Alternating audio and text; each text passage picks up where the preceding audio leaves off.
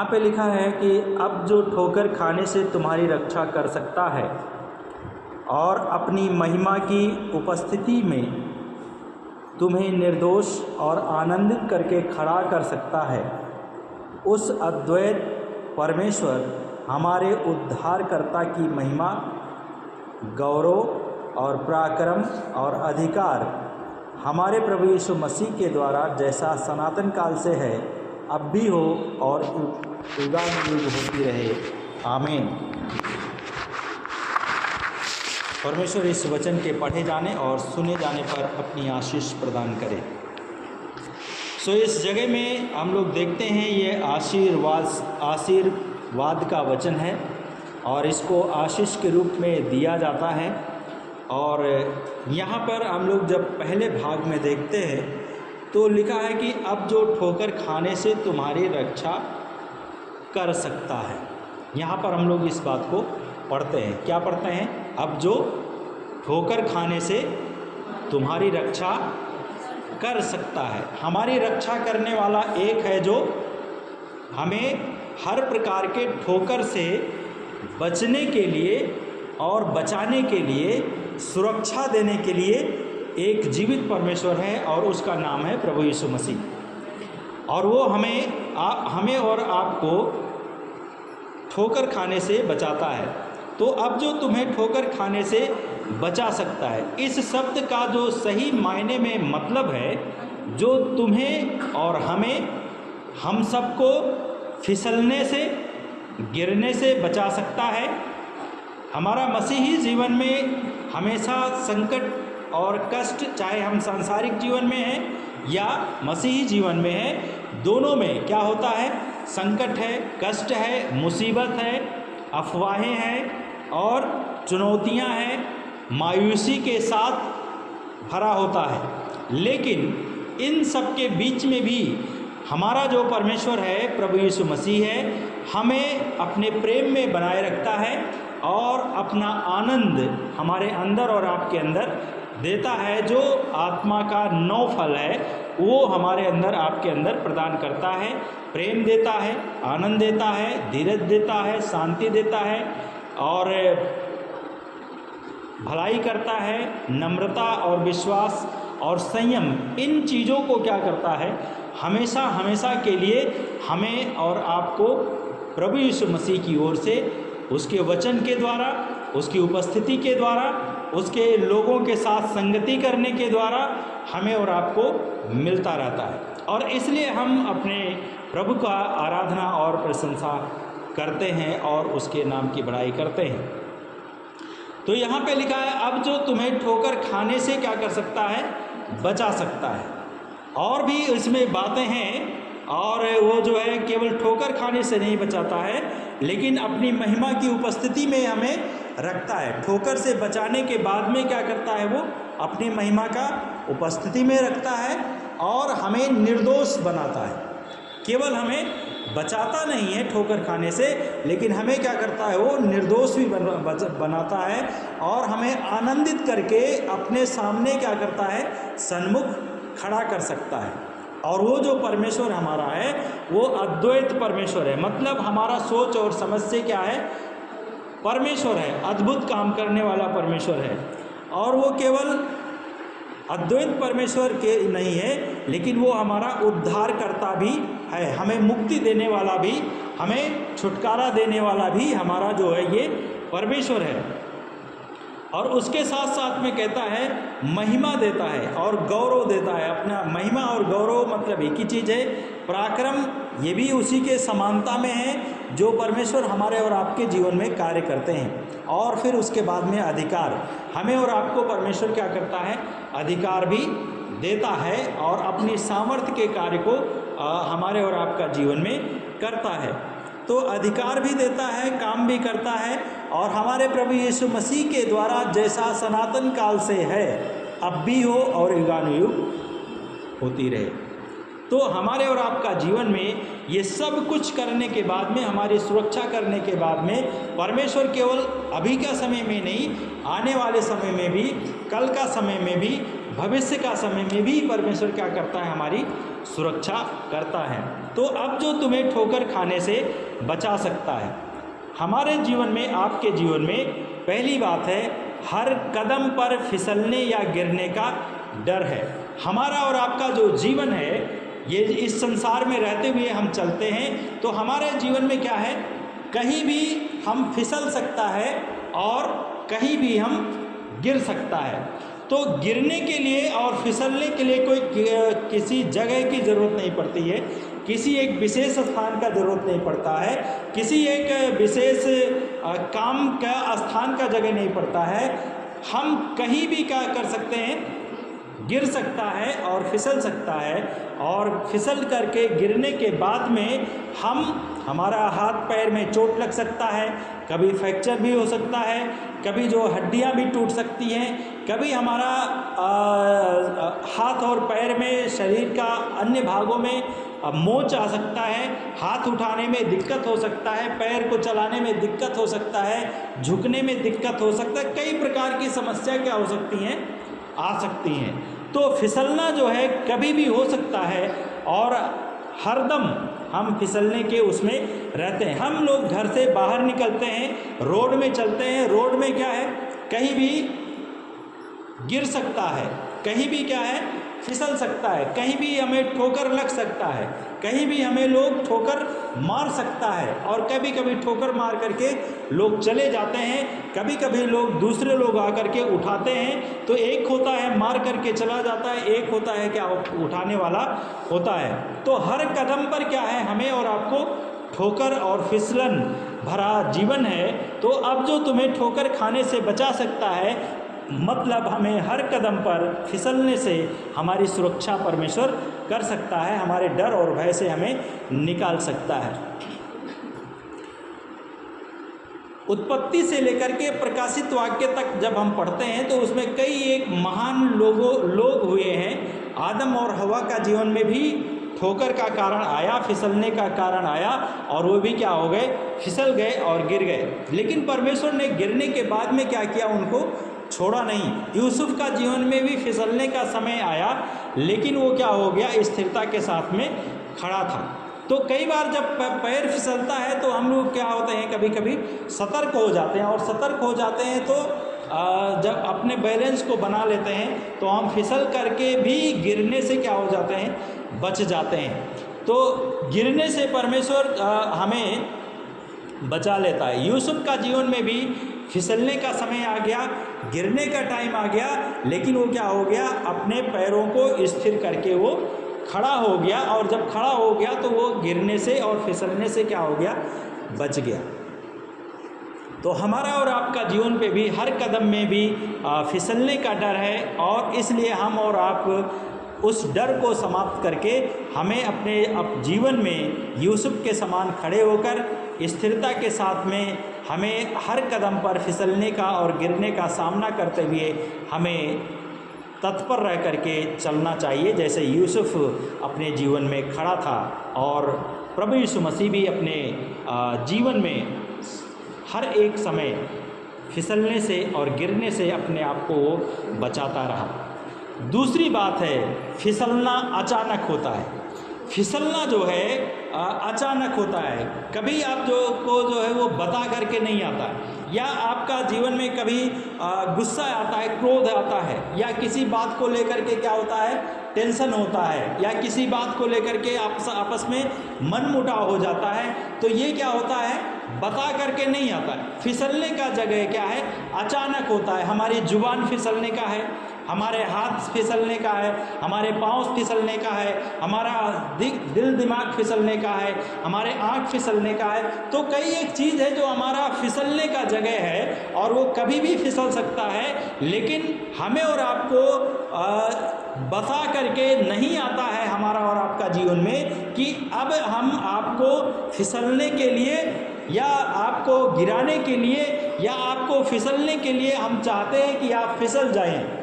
ऐसा कभी भी नहीं होता है। तो हमारे और आपका जीवन में फिसलना जो है अचानक होता है, और इसलिए हमें अचानक उस फिसलने के जगह में क्या होना चाहिए, हमें तत्पर रहना चाहिए और स्थिर रहना चाहिए, ताकि हम स्थिर रह करके हम प्रभु का महिमा कर सके और उसकी प्रशंसा और बड़ाई कर सके।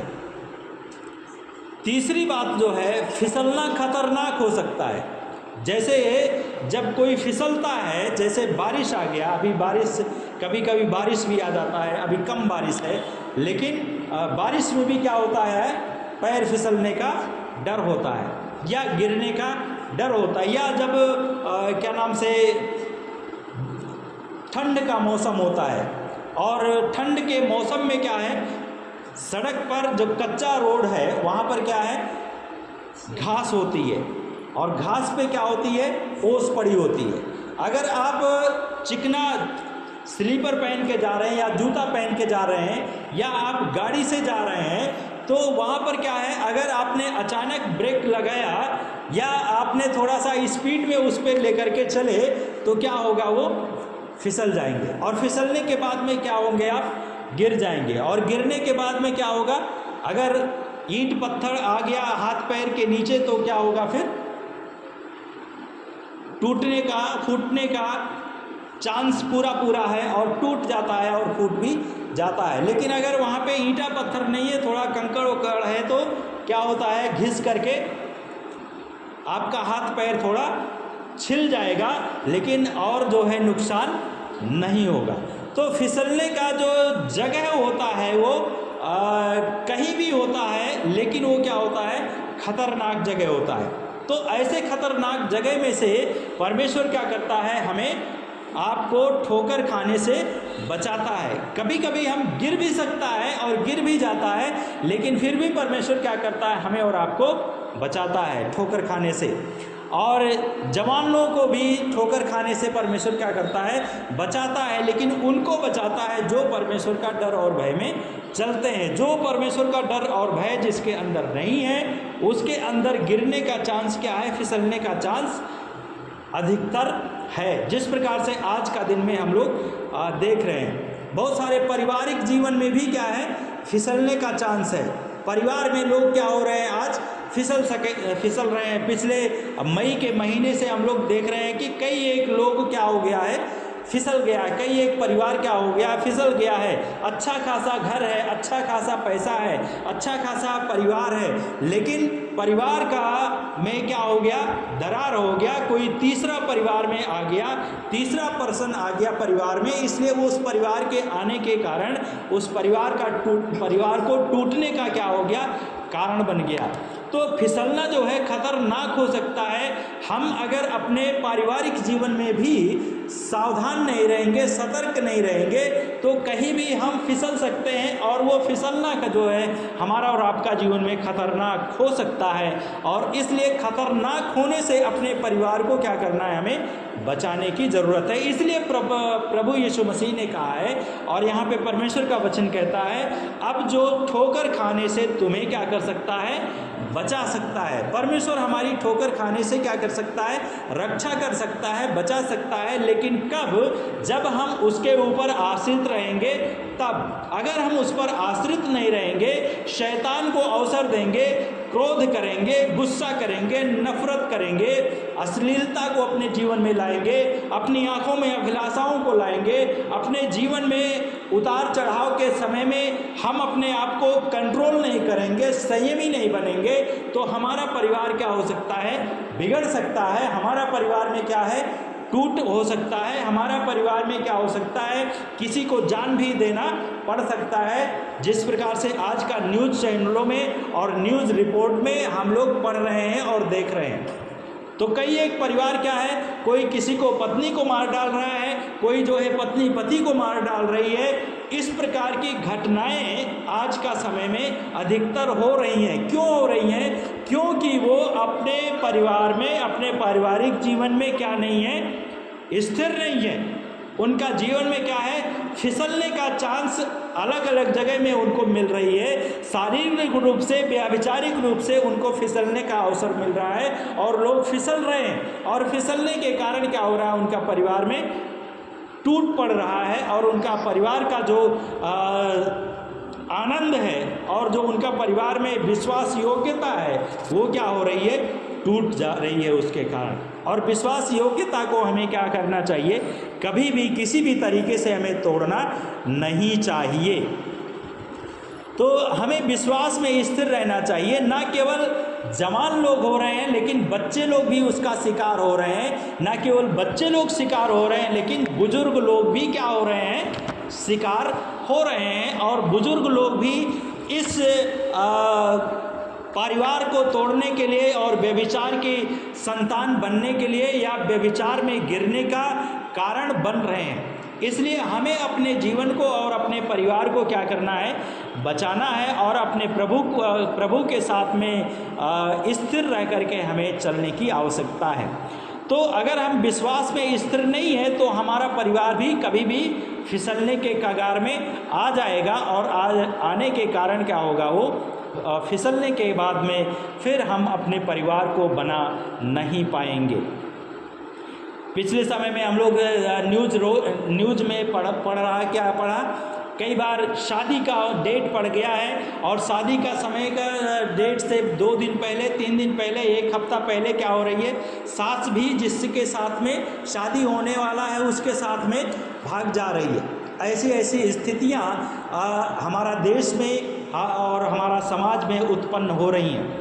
हमें अपने आप को, अपने विश्वासी जीवन को क्या करना है, बचा करके रखना है ताकि हम स्थिरता के साथ में बचे रहकर अपने प्रभु की महिमा कर सकें।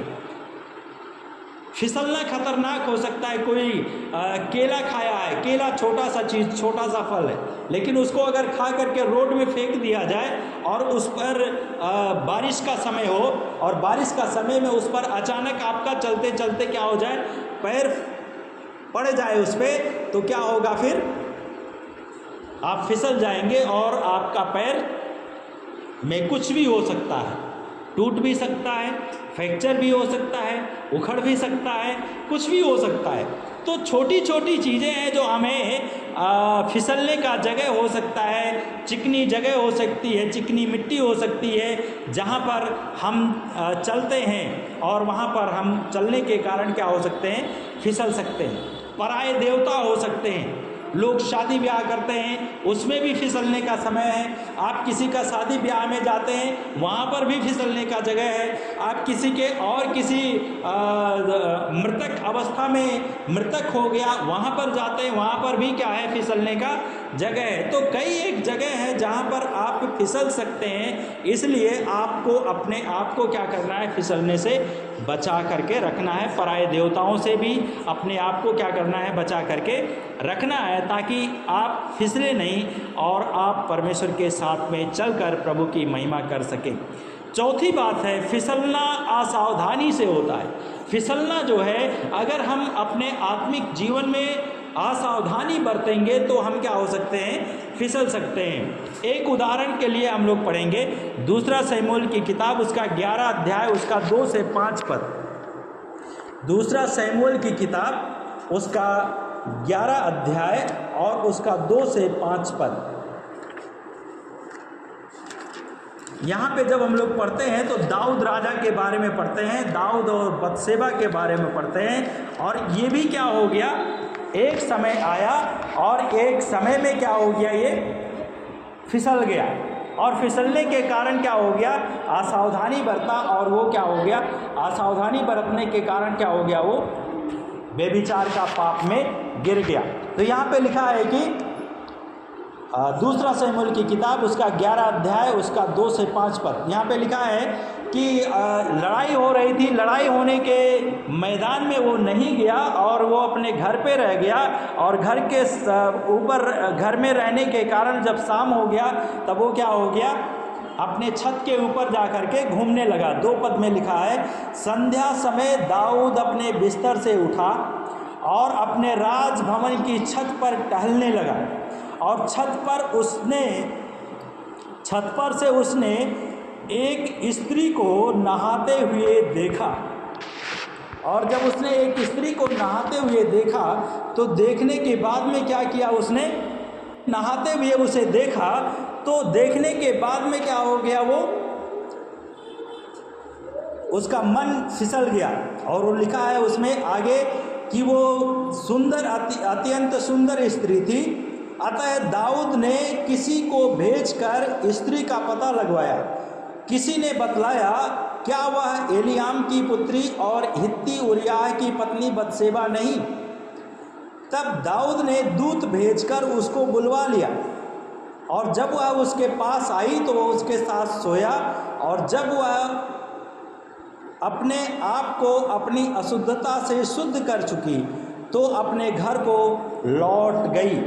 यहाँ पर हम लोग देखते हैं कि एक स्त्री है जो नहा रही है। बहुत सारे लोग नहाते हैं, अपने घरों में नहाते हैं, लेकिन वो नहाते समय क्या करते हैं, ध्यान नहीं देते हैं कि हम कहाँ पे नहा रहे हैं, कैसे नहा रहे हैं। जैसे अभी का समय में देखा जाए, पिछले समय में लोग नहाने के लिए गया, कुंभ में भी नहाने के लिए गए, लेकिन कुंभ में नहाने के लिए कुछ लोग आस्था के रूप में गया, कुछ लोग क्या करने के लिए गया, अश्लीलता को फैलाने के लिए गया। लोग वीडियो बनाना शुरू किया, और लोग वीडियो क्या करने लगा, अपलोड करना शुरू किया।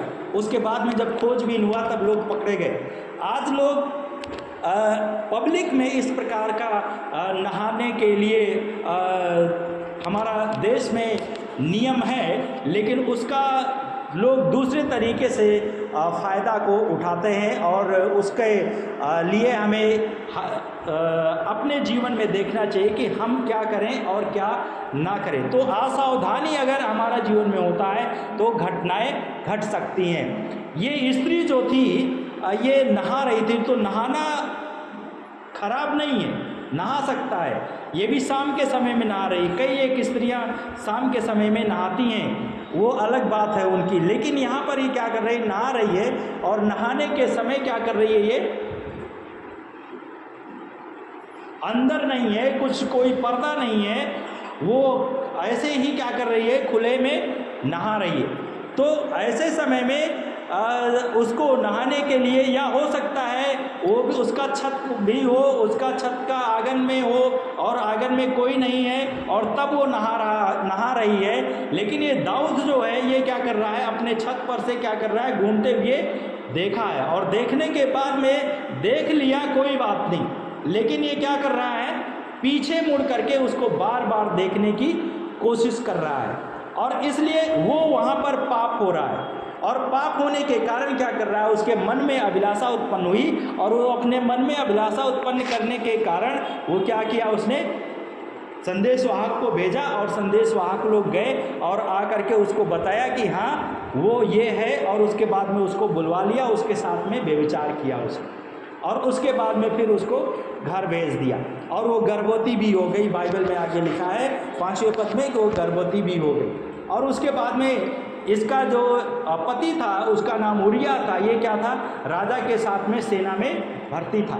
लेकिन सेना में भर्ती होने के कारण ये राजा के प्रति ईमानदारी के साथ में रहता था, और ईमानदारी के साथ में क्या कर रहा था, ये अपना युद्ध भी लड़ रहा था अपने देश को छुड़ाने के लिए और बचाने के लिए। लेकिन जब ये राजा के पास में उरिय्याह युद्ध करके वापस आता है, तब क्या करता है, ये दाऊद राजा इसको संदेश भेजता है, दाऊद राजा से मिलता है, और दाऊद राजा कहता है ठीक है, आ गया है, अच्छा बात है, लेकिन अब क्या कर, तू अपने घर जा और अपने परिवार के साथ आनंद बनाए और खुशी मना, और वो जो है अपने घर में जा।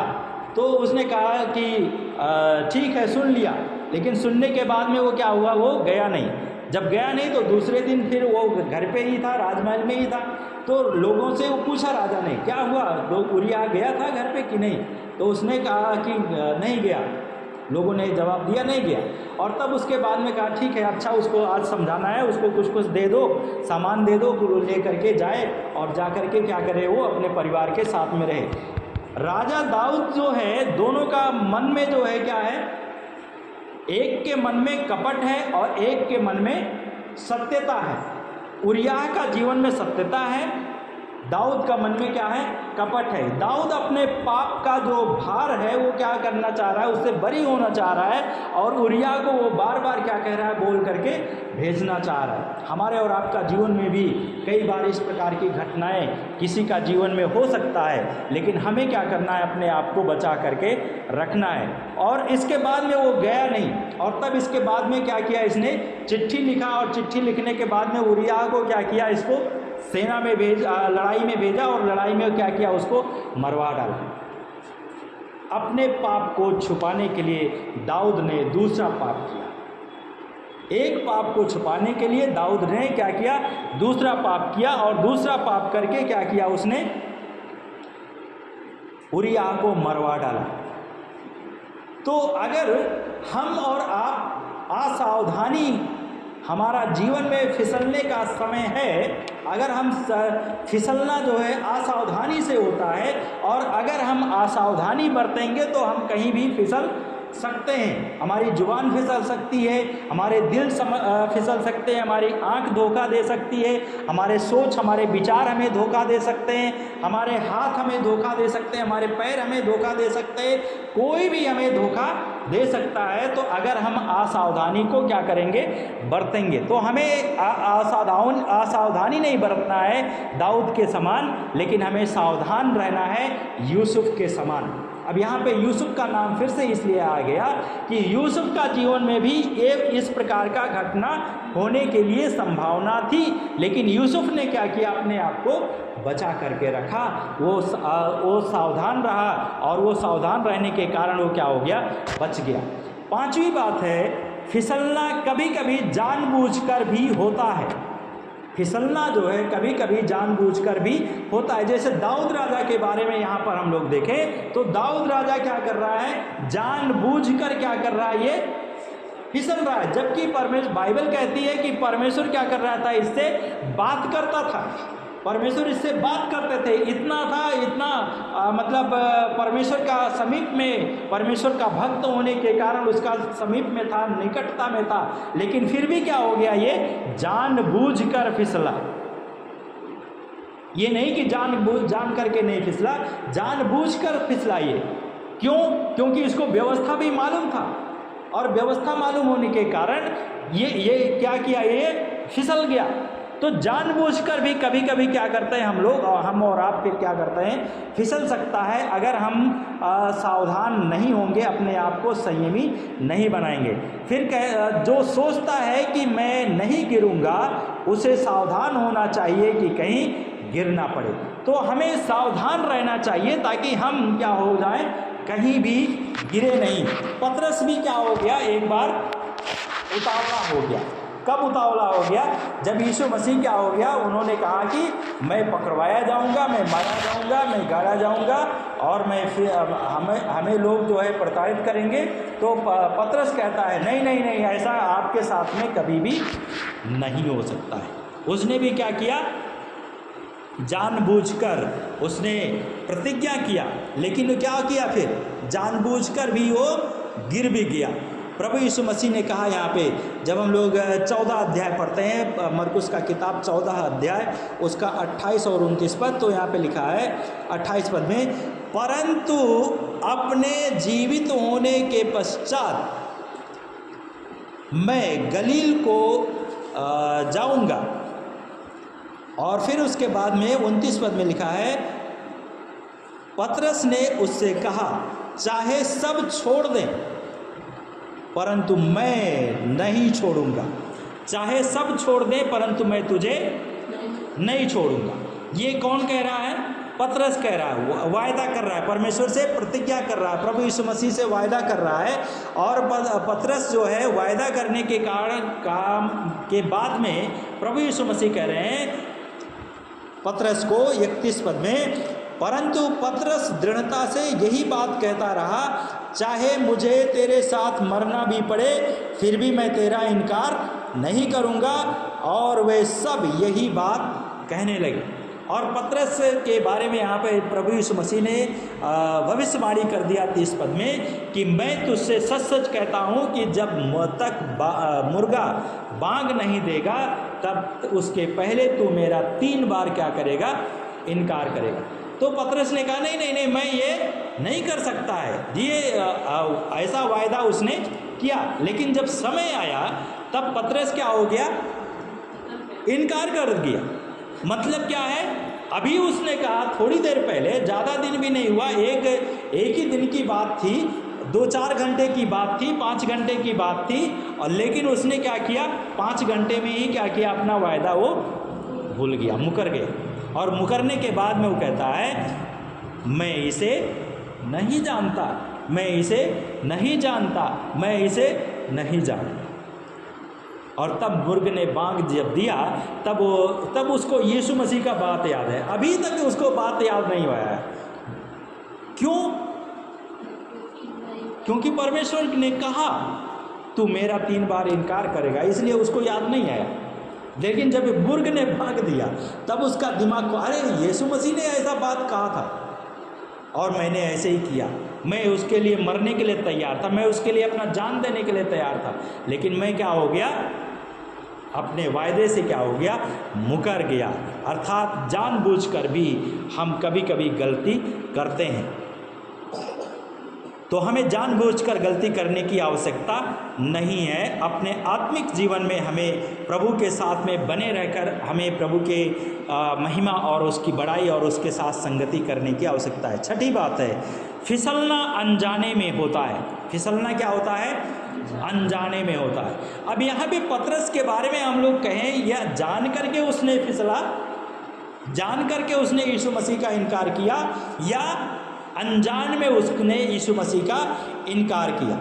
दोनों बात यहाँ पर है। एक बात तो ये है कि प्रभु यीशु मसीह ने कहा तो आज रात तू मेरा 3 बार क्या करेगा, इनकार करेगा। लेकिन यहाँ पे पतरस कह रहा है नहीं, मैं इनकार नहीं करूँगा। लेकिन उस जब समय आया तो पतरस कहता है कि मैं उसे नहीं जानता हूँ। मतलब क्या हो गया, वो अनजान हो गया।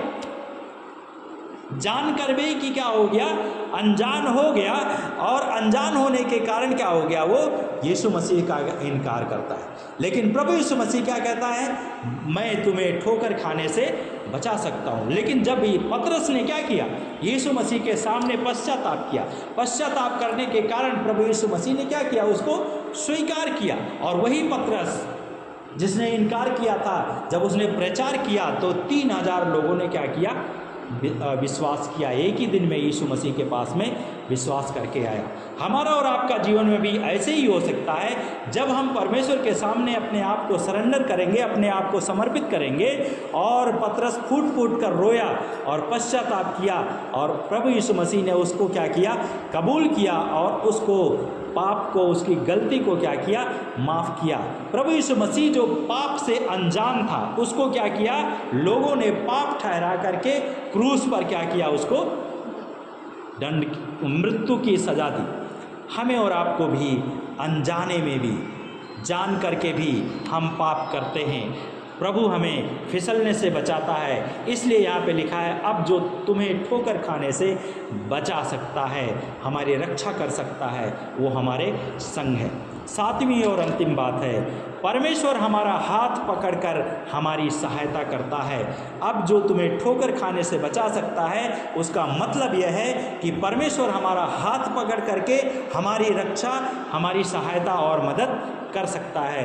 यशायाह की किताब उसका 41 अध्याय उसका 10 और 13 पद हम लोग पढ़ेंगे। यशायाह की किताब 41 अध्याय और उसका 10 और 13 पद।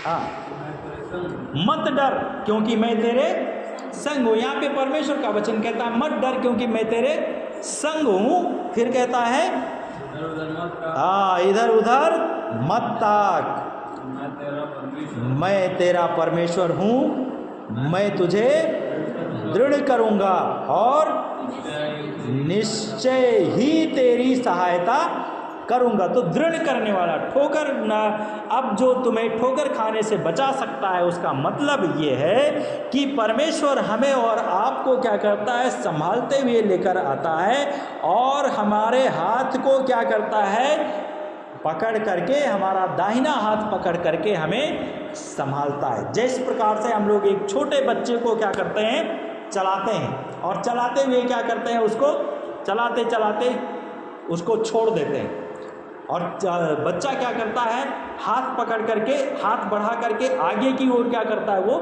दौड़ता है। और उसके बाद में जो माँ है या पिता है या भाई बहन है, जो भी है, वो क्या करता है, उसको पकड़ लेता है, और वो भी पूरा खिलखिलाते हुए क्या करता है, उसका गोद में आ जाता है। तो उसी प्रकार से परमेश्वर क्या करता है, हमें और आपको संभालने के लिए अपने दाहिने हाथ को, लिखा है धर्ममय दाहिने हाथ को बढ़ाकर क्या करता है, वो हमारी रक्षा और मदद करता है, हमें और आपको संभालता है। 13 पद में लिखा है, यहाँ पे इसी का 13 पद में लिखा है, कहता है क्योंकि मैं तेरा परमेश्वर यहोवा हूँ जो तेरा दाहिना हाथ पकड़कर तुझे संभाले रहता हूँ, और मैं ही तुझसे कहता हूँ मत डर, मैं तेरी सहायता करूँगा। हालेलुया। परमेश्वर क्या करता है, हमारी और आपकी सहायता करता है, मदद करता है। क्यों सहायता और मदद करता है? क्योंकि वो कहता है अब जो तुम्हें ठोकर खाने से बचा सकता है। हमें और आपको सहायता इसलिए करता है क्योंकि हमें और आपको ठोकर खाने से बचाता है। दाऊद ने भी पाप किया, लेकिन पाप करने के बाद में जब परमेश्वर ने उसके पाप का दंड भी दिया, ऐसा नहीं कि परमेश्वर ने उसके पाप का दंड नहीं दिया, परमेश्वर ने उसके पाप का दंड दिया, लेकिन जब उसने पश्चाताप किया, उसने अपने मन को फिराया, तब परमेश्वर ने उसको फिर से क्या कर दिया, उससे बातचीत करना शुरू कर दिया। नहीं तो परमेश्वर उससे बातचीत करना छोड़ दिया था, परमेश्वर उससे नफरत करना शुरू कर दिया था। लेकिन जब उसने पश्चाताप किया, मान लिया, अपने गलती को स्वीकार कर लिया और स्वीकार करके छोड़ दिया, तब परमेश्वर ने क्या किया, उसको अपना लिया। हमें और आपको भी जब हम गलती करते हैं और गलती करने के बाद में उसको स्वीकार कर लेते हैं, स्वीकार करके छोड़ देते हैं, तो परमेश्वर हमें और आपको अपना लेता है और हमारी सहायता और मदद करने के लिए, हमारा हाथ पकड़ करके हमें चलाने के लिए हमारी सहायता करता है। तो यहाँ पे लिखा है यहूदा का किताब में कि 24 पद में, अब जो तुम्हें ठोकर खाने से बचा सकता है और जो हमारी रक्षा कर सकता है, वो क्या कर सकता है, हमें हमारे कदम को फिसलने से और गिरने से बचा सकता है। हमें फिसलना जो अचानक होता है उससे बचा सकता है, हमारा फिसलना खतरनाक हो सकता है उससे भी बचा सकता है, हमारा फिसलना में असावधानी हो सकता है उसमें भी परमेश्वर हमें बचा सकता है, हमारा फिसलना कभी कभी जानबूझकर भी होता है उसमें भी हमें परमेश्वर बचाता है, और फिसलना कभी अनजाने में भी होता है उसमें भी परमेश्वर हमें बचाता है। और अब जो तुम्हें ठोकर खाने से बचा सकता है, हमारा हाथ पकड़ करके, उसका मतलब है हमारा हाथ पकड़ करके परमेश्वर हमारी सुरक्षा कर सकता है, और वो कहता है मार्ग ये है, इस पर चलो। तो परमेश्वर हमें पाप में गिरने से और गिर जाने से परमेश्वर हमें क्या करता है, छोड़ नहीं देता है, लेकिन परमेश्वर हमें बचा करके अपनी महिमा के लिए क्या करता है, खड़ा करता है, फिर हमारे पापों को माफ़ करता है। इसीलिए प्रभु यीशु मसीह क्रूस पर हमारे लिए वो बलिदान हुआ, हमारे पापों की क्षमा के लिए, ताकि उसका खून के द्वारा हमें क्षमा मिले और हम क्षमा को प्राप्त करके अपने प्रभु की महिमा कर सकें। आइए हम लोग प्रार्थना करें। हमारे प्रभु, हम आपका धन्यवाद करते हैं आज का दिन के लिए और इस समय के लिए। ये आपका जीवित वचन है, हम आपका वचन के लिए आपका धन्यवाद करते हैं। प्रार्थना करते हैं कि आप हमें इन चीज़ों में, हर परिस्थितियों में आप हम सबको बचा कर रखें, ताकि हम कहीं गिरे नहीं, हम कहीं फिसले नहीं, हम कहीं जो हमारे हर कदम पर फिसलने की संभावना है, लेकिन प्रभु आप हमें बचाते हैं। हम प्रार्थना करते हैं हमें अचानक फिसलने से बचाएं, खतरनाक तरीके से फिसलने से बचाएं, असावधानी से फिसलने से बचाएं, और कभी कभी जानबूझकर भी जो हम फिसलने की कोशिश करते हैं उसमें आप बचाएं। हम अनजाने में फिसल सकते हैं, आप उसमें भी बचाएं, और आप हमारा हाथ पकड़ करके आप हमारी सहायता करें, मदद करें प्रभु, ताकि हम आपके द्वारा सहायता को प्राप्त करके आपकी महिमा कर सकें। धन्यवाद के साथ हर बातों में आपके नाम को महिमा देते हुए आज का इस समय को आपके हाथ में समर्पित करते हैं। हे परमेश्वर, आप दया कीजिए, क्योंकि आप हमारा दया करने वाला परमेश्वर है। सारी बातों में आपको महिमा देते हुए आज का दिन को आपके हाथ में समर्पित करते हैं और प्रार्थना करते हैं सभी को प्रभु जी सुनने वाला कान, ग्रहण करने वाला आत्मा और चलने के लिए अपना शक्ति और सामर्थ्य प्रदान कीजिए। धन्यवाद के साथ प्रार्थना को यीशु मसीह के नाम से मांगते हैं, सुने और कबूल कीजिए। आमीन। मैं